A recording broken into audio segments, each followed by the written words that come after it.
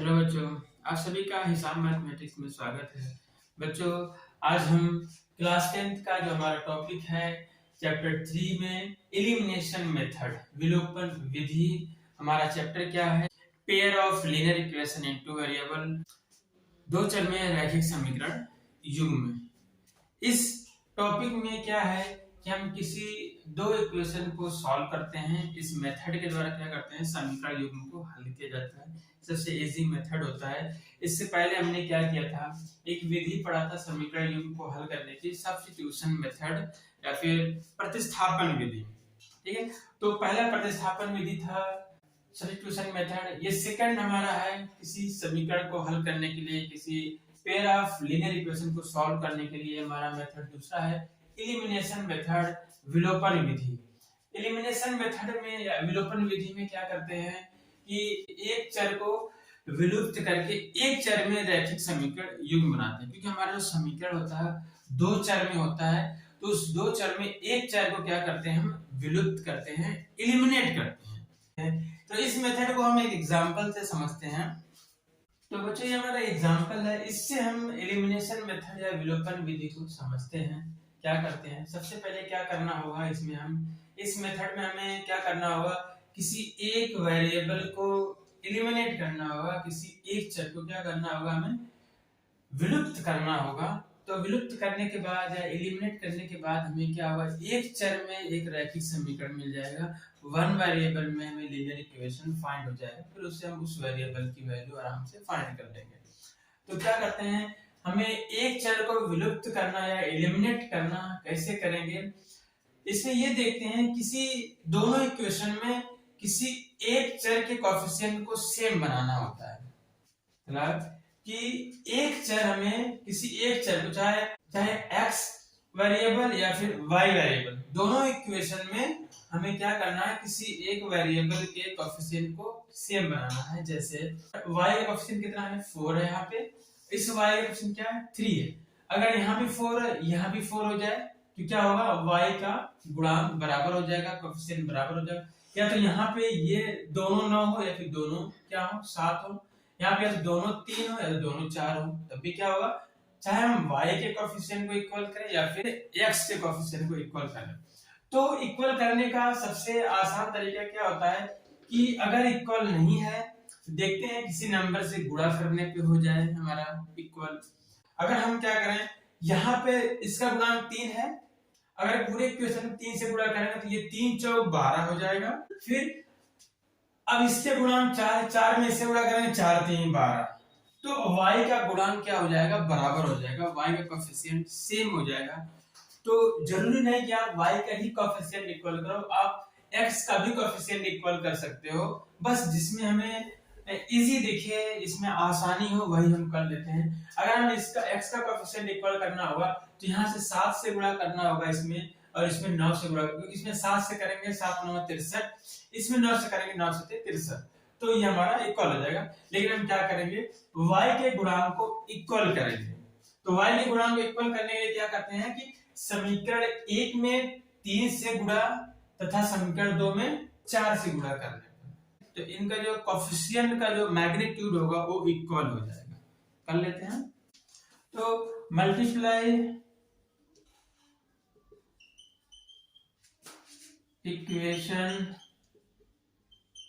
1 by कितने से, equation में कितने गुणा करेंगे, 3 से, 3 एंड इक्वेशन 2 बाई 4।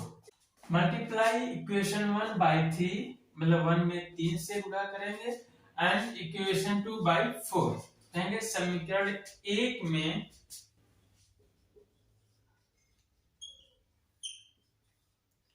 समीकरण 1 में 3 से तथा समीकरण 2 में 4 से गुणा करने पर, ठीक है, हमने क्या किया है, समीकरण 1 में 3 से तथा समीकरण 2 में 4 से गुणा करने पर। तो अब ये गुणा कर लेते हैं। गुणा कैसे करेंगे, समीकरण 1 में कितने से गुणा करना है? 3 से, तो 3 से गुणा करके लिख देते हैं 3 गुणे समीकरण 1 लिख लेते हैं 9x minus 4y is equal to 2000। ये समीकरण 1 था। अब 3 से पूरे इक्वेशन में मल्टीप्लाई करेंगे, 3 में इससे करेंगे 3 27x। देखेंगे इसके अकॉर्डिंग इसका y का कोएफिशिएंट इक्वल कर रहे हैं, तो तब भी पूरे इक्वेशन में मल्टीप्लाई करना होगा हमें। 3 में 9 से करेंगे 3 9 27x, 3 में 4 से करेंगे 3 4 12y बराबर 2000 में करेंगे 3 दूनी 6। अब ये बनेगा हमारा समीकरण नंबर 3। या फिर आप डायरेक्ट भी मल्टीप्लाई कर सकते हो, जैसे मैं इसमें समीकरण 2 में करूंगा। समीकरण 2 में 4 से गुणा करेंगे, समीकरण 2 ये हमारा यहाँ पे 4 से गुणा करेंगे, तो 4 से करेंगे 4 सते 28 माइनस 4 के आई 12y बराबर 4 दूनी 8। आप ऐसे जो है डायरेक्ट भी कर सकते हो। तो ये हमारा दो इक्वेशन अब निकल गया। अब इन इक्वेशन में देख रहे हैं कि y का कोएफिशिएंट सेम आ गया है, मैग्नीट्यूड में क्या हुआ? सेम है, 12 है, यहाँ भी 12 है। y वेरिएबल को एलिमिनेट करके हमें क्या करना है? यहाँ पे हमें लीनियर इक्वेशन वन वेरिएबल बन जाएगा x में, यहाँ पे x है, ठीक है। समीकरण 3 और 4 को या तो जोड़ेंगे या तो घटाएंगे।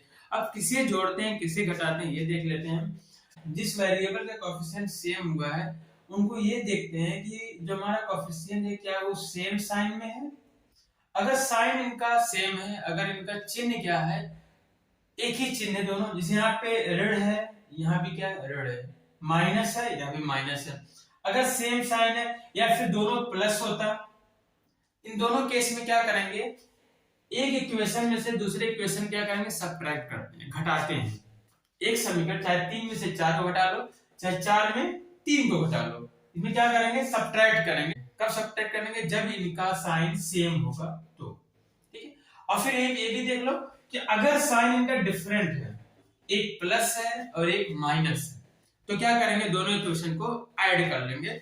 इस केस में देख रहे हैं दोनों का जो चिन्ह है, जो साइन है सेम है, दोनों माइनस है, तो क्या करेंगे? एक समीकरण में से दूसरे समीकरण को घटा लेंगे, सब्ट्रैक्ट कर लेंगे। तो इसको हम घटाते हैं, क्या करते हैं? सब्ट्रैक्टिंग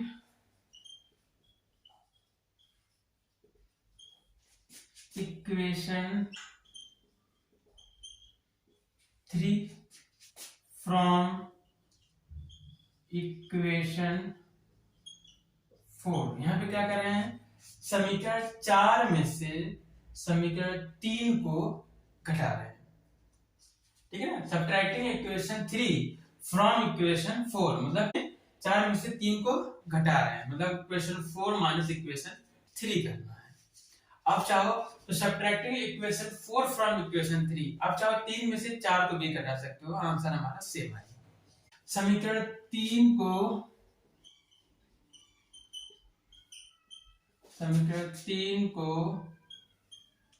समीकरण 4 में से घटाने पर, समीकरण 3 को 4 में से घटाने पर मतलब हमें क्या करना है कि इक्वेशन 4 माइनस इक्वेशन 3 करना है, ठीक है। तो हम कैसे घटाते हैं इसको? दो तरीके से घटा सकते हैं। अगर हमसे ये बोला जाए कि आप 35 में से 14 को घटाना, 35 में से क्या करना? 14 को घटाना है 35, ऐसे बोल रहे 14 को घटाना है 35 में से। तो अगर हम कहेंगे 35 माइनस 14, 35 में से 14 को घटाना है, क्या करेंगे? 35 माइनस 14 करेंगे, या फिर ऐसे भी घटा लेंगे 35 और फिर 14, इनको क्या करेंगे? घटा लेते हैं। घटाने में क्या करते हैं? माइनस का साइन लगाते हैं, घटा लेते हैं। इसी तरीके से क्या करना है? हमें 4 में से 3 को घटाना है, तो समीकरण 4 पहले लिखेंगे 28x माइनस 12y बराबर 8000। 4 में से 3 को घटाना है, समीकरण 4 हो गया। अब समीकरण 3 को लिखते हैं 27x माइनस 12y बराबर 6000। ये जरूरी नहीं कि आप 4 में 3 को ही घटाओ, 3 में से 4 को भी घटाओगे, हमारा आंसर सही आएगा। अब क्या होगा? इनको घटाते हैं। अब इसमें घटाने के लिए क्या करते हैं, माइनस का साइन लगाएंगे। तो माइनस का किस तरह साइन लगाएंगे, यहाँ पे देख लेंगे कि जो हमारा नीचे वाला जो इक्वेशन है उसमें जो कोफिशिएंट प्लस है उसको माइनस कर देंगे, और माइनस उसको प्लस कर देंगे, साइन को एक्सचेंज कर लेंगे। यहाँ पे देख रहे हैं माइनस लगाएंगे, प्लस है तो माइनस ही होगा, ठीक है, क्योंकि माइनस लगाना है इसके बाहर, यहाँ पे माइनस, तो ये नंबर प्लस है, ये माइनस, फिर माइनस गुणा इसमें होगा आके, माइनस इंटू माइनस क्या हो जाएगा, फिर ये प्लस हो जाएगा, फिर अंदर आया यहाँ पे प्लस है क्या हो जाएगा, ये माइनस होगा, ठीक है, माइनस का गुणा हो जाता है पूरे इक्वेशन में, जो चिन्ह है वो बदल जाता है, प्लस का माइनस, माइनस का प्लस हो जाता है। तो यहाँ देख रहे हैं कि 28 में से 27 को घटाएंगे हो जाएगा x, जो नीचे वाला साइन है इसको कंसीडर करते हैं। अब यहाँ पे प्लस 12y माइनस 12y क्या हो जाएगा, कैंसिल हो जाएगा, 0 बचेगा, इज इक्वल टू क्या लेना है यहाँ पे, 8 में से 6 गए 2, ये आ गया 2000, मतलब x समान कितना आ गया, 2000 आ गया है x बराबर, ठीक है। अब इसको हम एक तरीके से और कर सकते हैं, और चाहे आप ऐसे करो चाहे आप ऐसे करो। क्या कह रहा है, समीकरण 4 में से 3 को घटाना है, समीकरण 4 लिख लेते हैं। समीकरण 4 हमारा है 28x माइनस 12y, 4 था, ये समीकरण 3 है। तो इसमें क्या करते हैं कि पहले हमारा जो लेफ्ट हैंड साइड में दोनों पार्ट हैं, 4 और 3 इक्वेशन जो लेफ्ट हैंड साइड है उनको आपस में माइनस कर लेते हैं, और जो राइट हैंड साइड है उसको आपस में माइनस कर लेते हैं। तो लेफ्ट हैंड साइड में हमारा ये है 28x माइनस 12y समीकरण 4 का, यहाँ पर लिख लेते हैं, ये हमारा इक्वेशन था, देखो जैसे 27x माइनस 12y बराबर 6000, ये इक्वेशन 3 था हमारा। ये 4 इक्वेशन क्या है, 28x माइनस 12y बराबर 8000, ये इक्वेशन नंबर 4 है। अब क्या करना है, समीकरण 4 तीनों घटाना है। समीकरण 4 का लेफ्ट हैंड साइड ये है, मैं लिखते लेफ्ट हैंड साइड, माइनस कर लेंगे किसका, इसके लेफ्ट हैंड साइड से 3 वाले को, तो ब्रैकेट में फिर माइनस क्या है 27x माइनस 12y माइनस हो गया, इज इक्वल टू, अब इसके राइट हैंड साइड को माइनस कर लेंगे, समीकरण 4 ये है, इसमें से इसमें माइनस कर रहे हैं, तो 8000 माइनस 6000 माइनस 6000, ठीक है। अब क्या करेंगे, माइनस साइन हटाएंगे तो यहाँ आ जाएगा आपका 28x माइनस 12y, ये माइनस हो जाएगा 27x माइनस माइनस प्लस हो जाएगा 12y, फिर 8000 में 6000 घटाएंगे आ जाएगा 2000। यहाँ देख रहे हैं plus 12y minus 12y cancel हो जाएगा, फिर 28 में 27 घटाएंगे खाली x बचेगा, x बराबर कितना आ गया 2000। ये इस तरीके से इसका यहाँ से भी आंसर आ जाएगा, और x बराबर 2000 यहाँ से भी आ जाएगा। आपको जो भी सुटेबल लगे, जो आसान लगे उस तरीके से आप कर सकते हो। ये थोड़ा सा जल्दी हो जाता है हमारा प्रोसेस। तो इस तरीके से ये हमारा x बराबर कितना आ गया 2000 आ गया। अब इसके बाद का जो स्टेप है, जो हमने सब्स्टिट्यूशन मेथड या प्रतिस्थापन विधि में पढ़ा है, जो एक वेरिएबल की वैल्यू निकलने के बाद क्या करते हैं, उसका किसी एक इक्वेशन में क्या करते हैं, सब्स्टिट्यूट कर देते हैं, प्रतिस्थापित कर देते हैं, ठीक है। x का मान आप शायद समीकरण 1 2 3 4 इन 4 इक्वेशन में x का मान कहीं पे भी रखोगे तो y का मान आ जाएगा। अब क्या करते हैं, x का मान हम समीकरण 1 में रख लेते हैं, तो यहाँ से x बराबर 2000 आ गया, इस तरह निकालो या फिर इस तरह करो, दोनों सही है। तो अब x का मान हमारा 2000 आ गया, तो x का मान समीकरण 1 में रख देते हैं, लेंगे सब्स्टिट्यूट,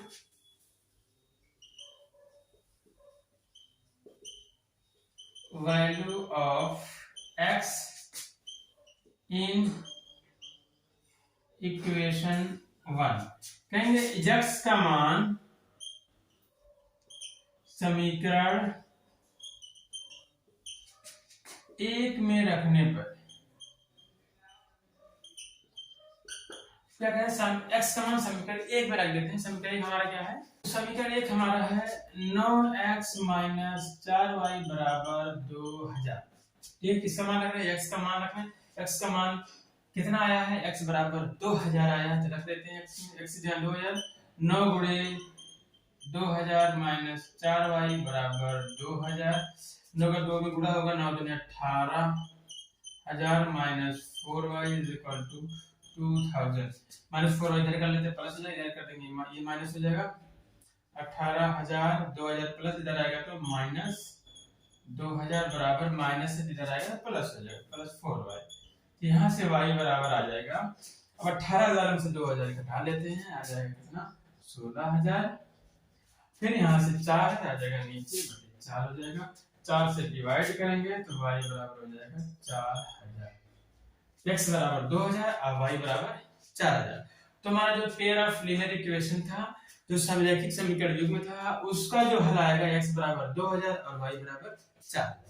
तो यहाँ पे समीकरण युग्म का हल क्या होगा,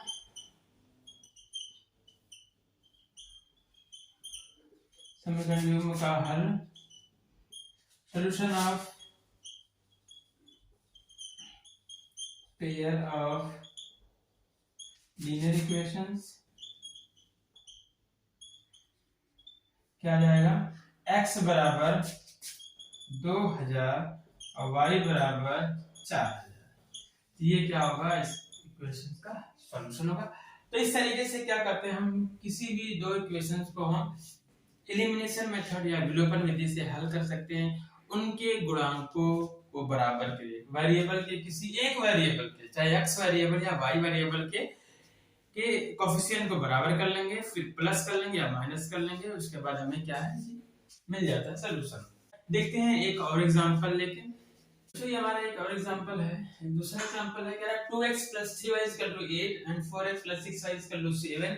ये हमारा दो इक्वेशन दिए हुए हैं, कह रहे हैं इनको सॉल्व करो आप किस मेथड से, एलिमिनेशन मेथड से, विलोपन विधि से इनको क्या करना है, हमें हल करना है।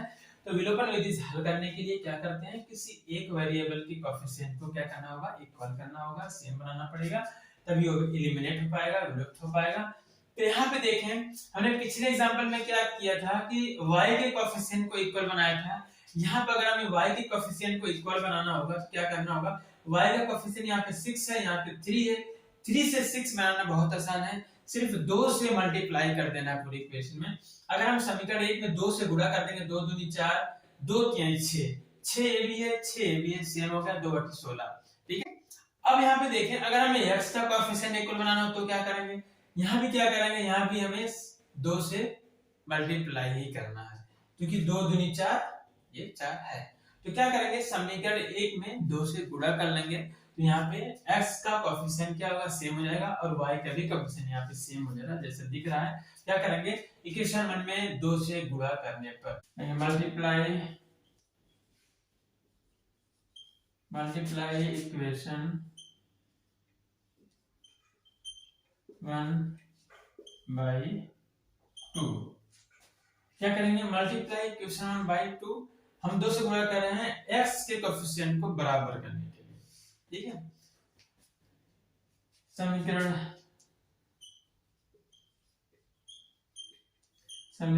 1 में 2 से गुणा करने पर, समीकरण 1 में 2 से गुणा करने पर क्या हो जाएगा, डायरेक्ट गुणा कर लेते हैं, 2 दूनी 4x प्लस 2 3 6y बराबर 2/16। ये इक्वेशन नंबर क्या हो गया हमारा, इक्वेशन नंबर 3 है। अगर 4 इक्वेशन बनाना है, इसमें 1 से मल्टीप्लाई कर लो, सेम आ जाएगा। ठीक है, अब क्या करेंगे, हमने 1 को ये बना लिया है, इक्वेशन 1 को 3 बन गया है, और 2 हमारा वैसे ही है।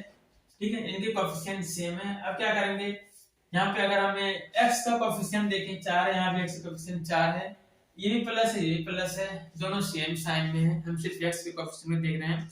क्या करेंगे, इनको क्या करेंगे, हम सबट्रैक्ट कर लेंगे। समीकरण 3 में से 2 को कर लो, या 2 में से 3 को कर सकते हैं।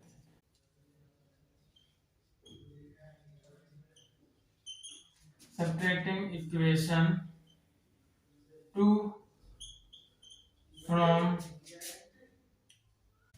इक्वेशन 3।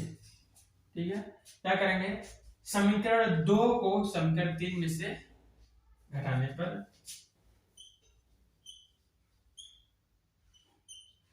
समीकरण 2 को समीकरण 3 में से घटाने पर, समीकरण 2 को घटाना है किसमें से, 3 में से। तो समीकरण 3 में लिख लेंगे पहले, 4x + 6y = 16। किसको घटाना है, 2 को घटाना है। इक्वेशन 2 हमारा ये है, इसको लिख लेंगे 4x + 6y is equal to 7। क्या करना है, घटाना है, सब्ट्रैक्ट करना है। तो सब्ट्रैक्ट करेंगे तो ये हमारा प्लस है, जब साइन अंदर माइनस से मल्टीप्लाई करेंगे, ये प्लस है तो माइनस हो जाएगा, ये भी प्लस है तो माइनस हो जाएगा, ये भी प्लस है तो माइनस हो जाएगा। यहाँ हम देख रहे हैं कि हमारा 4x में से 4x गया 0, फिर 6x में से 6x भी जाएगा, ये भी कैंसिल हो जाएगा, 6 में से जाएगा 0, 0 किसके बराबर आ गया, 16 में 7 गए 9। क्या 0 9 के बराबर हो सकता है? ये हमारा फॉल्स है, ये ट्रू नहीं है। ये जो कथन हमारा, ये जो स्टेटमेंट है, ये हमारा कैसा है, फॉल्स स्टेटमेंट है, ये असत्य कथन है, क्योंकि 0 हमारा 9 के बराबर नहीं है। तो क्या होगा, अगर ये आ गया तो इसका मतलब ये है इन दो इक्वेशन का कोई भी सॉल्यूशन नहीं है, कोई भी हल नहीं है। जैसे हमने एक्सरसाइज जो हमारी 3.2 थी, एक्सरसाइज 3.2 में तो यही हम चेक कर रहे थे कि हमारा किन इक्वेशन का सॉल्यूशन है या नहीं है। हमने किया था a1 upon a2 is equal to b1 upon b2 is not equal to c1 upon c2 आता था। तो क्या होता था, पेयर ऑफ लीनियर इक्वेशन हमारे क्या होते हैं, पैरेलल हो जाते हैं। जब पैरेलल हो जाते हैं तो उनका कोई भी सॉल्यूशन नहीं होता है। वही केस यहाँ भी है, जब इसको हम सॉल्व कर रहे हैं तो यहाँ हमारा ये स्टेटमेंट आ जाता है, जो हमारा फॉल्स स्टेटमेंट है, जो हमारा असत्य कथन है। इसकी वजह से क्या होगा, हम क्या कहेंगे, ये जो पेयर ऑफ लीनियर इक्वेशंस हैं, ये हमारा समीकरण युग्म दिया हुआ है, इसके कोई भी हल नहीं है, कोई सॉल्यूशन नहीं है। तो यहाँ पे क्या लिखेंगे, which is a false statement, which is a false statement. क्या है, which is a false statement, जो एक असत्य कथन है,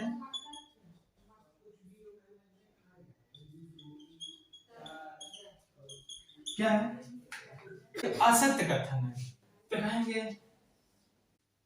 therefore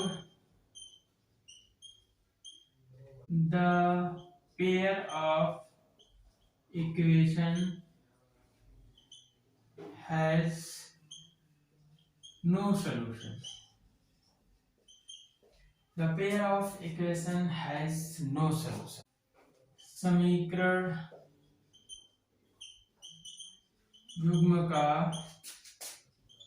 कोई हल नहीं है। ठीक है, जब इस तरीके से कुछ आ जाता है कि देख रहे हैं, ये हमारा दिख रहा है 0 इज इक्वल टू 9 दे रहा है, ये हमारा फॉल्स स्टेटमेंट है, ऐसा नहीं हो सकता, जो एक असत्य कथन है। इसलिए हम कहेंगे जो हमारा ये पेयर ऑफ लीनियर इक्वेशन है, इसके कोई हल नहीं है, कोई सॉल्यूशन नहीं है। तो ये हमारा यहीं पे हमारा आंसर आ जाता है। तो बच्चों आज हमारा यहीं तक। इसके नेक्स्ट लेक्चर में हम क्या करेंगे, जो हमारे एक्सरसाइज है, नेक्स्ट एक्सरसाइज है 3.4, उसको हम डिस्कस करेंगे। उसमें क्या करना होगा, तो ये हमारा एलिमिनेशन मेथड है, विलोपन विधि से क्या करना है, हमें कुछ इक्वेशंस दी होंगी, उनको हमें सॉल्व करना है, उनको हल करना है। ओके बच्चों, have a nice day, take care.